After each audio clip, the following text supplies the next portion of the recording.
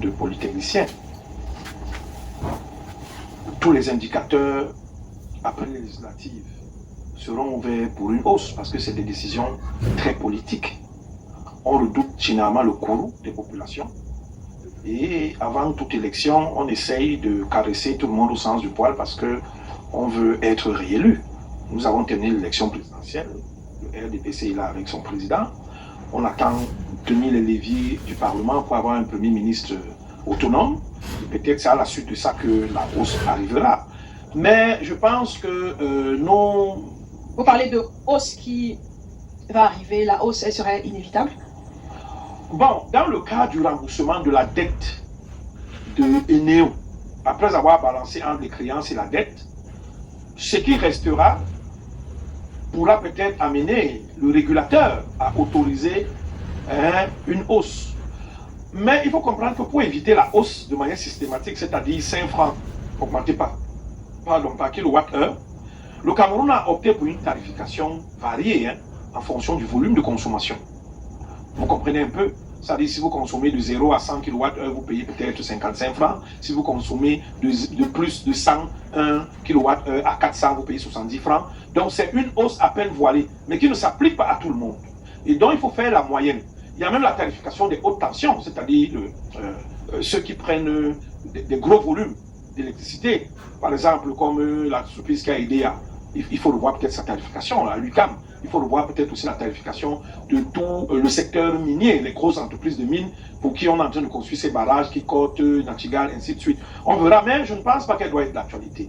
Et les leviers sur lesquels, parce que l'électricité comme le carburant, sont les vecteurs, ou alors les leviers sur lesquels il faut agir pour essayer d'alléger, n'est-ce pas, la souffrance des ménages. On n'a pas encore pu alléger le panier de la ménagère, c'est-à-dire le prix du pain, de la tomate, du riz et tout ça. On n'arrive pas à maîtriser l'inflation.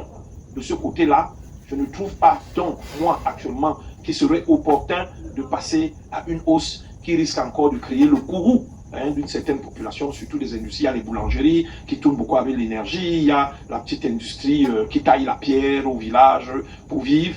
Donc, moi, je pense tout simplement que allons d'abord vers le rachat, la création de la nouvelle société. Je ne sais pas si ce n'est pas arrêté que le ministre va dire désormais. Vous savez même qu'il y a eu aussi des aménagements au niveau des villes, des grandes villes comme Douala, Yaoundé, Bafoussam, Konsamba, là où il y avait des communautés urbaines. À l'époque, elles payaient un forfait. Maintenant, on a dit qu'elles vont payer à la consommation. Et vous avez des villes ici, dont moi je ne peux faire tel ou non, qui ont des dettes des impayés de plus d'1 milliard. J'ai vu ces factures parce que j'ai travaillé sur des solutions d'économie, d'énergie, en leur proposant des diodes, des LED. Vous avez des villes qui ont des dettes de plus d'1 milliard de factures impayées. Et donc, il faut assainir déjà tout cela et voir maintenant le gap qui reste pour que la nouvelle société soit une société qui a une comptabilité saine et sereine, pour maintenant dire qu'on peut augmenter de 3 francs le kilowattheure. Madame Ayos, oui, si je peux ajouter. Oui, Eugénie. Oui, rapidement. Est-ce qu'on augmente les tarifs ou pas? Je pense qu'il y a plusieurs problèmes à résoudre. Un, il y a les dettes qui sont là, qu'il faut rembourser. Deux, quand on regarde l'ensemble du système, il faut investir sur de nouvelles lignes pour donner de l'électricité à la population. Il n'y a pas de ressources, il n'y a pas d'argent. Donc il faut combiner plusieurs instruments. Un, il y aura de la ressource publique. Deux, il y aura de la ressource issue de la restructuration des néos. Et là-dedans, on peut jouer sur deux leviers. Un, réduire les pertes techniques. Peut-être non techniques et commerciales. C'est énorme. Donc si on arrive à les réduire, il y a déjà un revenu supplémentaire qui est énorme. C'est une équation facile à résoudre. Donc, un, vous réduisez les pertes techniques et commerciales. Deux, vous essayez de revoir le système de tarification existant. Et comme monsieur... À la hausse ou à la... Non, comme il l'a dit tout à l'heure, il y a par exemple des industries qui sont subventionnées, je pense par exemple à celle qui est à IDEA, dont les tarifs n'ont pas bougé depuis des décennies, qui est extrêmement subventionnée.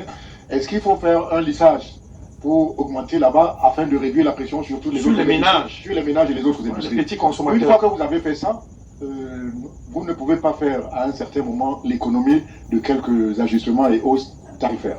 Donc, en un mot, ce n'est pas que la hausse toute seule. Il y a plusieurs instruments qu'on doit combiner pour alléger au maximum la hausse sur les ménages, sur les utilisateurs, qui est inévitable. Voilà. si on veut restructurer le secteur. Serge-Henri Kelbey disait tout à l'heure qu'il est optimiste, que sous l'État, avec l'État aux commandes des néos, ça pourrait marcher. On a vu sous Actis que beaucoup de localités en zone rurale n'ont toujours pas d'électricité. Est-ce qu'avec l'État aux commandes, la situation pourrait changer? Si oui, à quelles conditions? Non, dans l'état actuel de la gouvernance du secteur, je pense que même si l'État revient, la situation ne changerait pas. Parce que le Cameroun a du mal à passer des idées générales, des politiques générales à la mise en œuvre. Souvent, il n'y a pas de coordination. Quand on dit on veut une politique régionale pour électrifier les villages, normalement, malheureusement, on doit prévoir les ressources, notamment dans le budget, tous les ans. Et faire passer ça par l'entreprise Eneo, qui est chargée de faire du travail. Ce travail de coordination depuis les stratégies, dire on veut électrifier les villages, et mettre en conséquence les ressources dans le budget, et les allouer à la société, et contrôler que c'est effectivement fait au niveau des sociétés et des collectivités locales, territoriales. Ce travail manque, et c'est comme ça.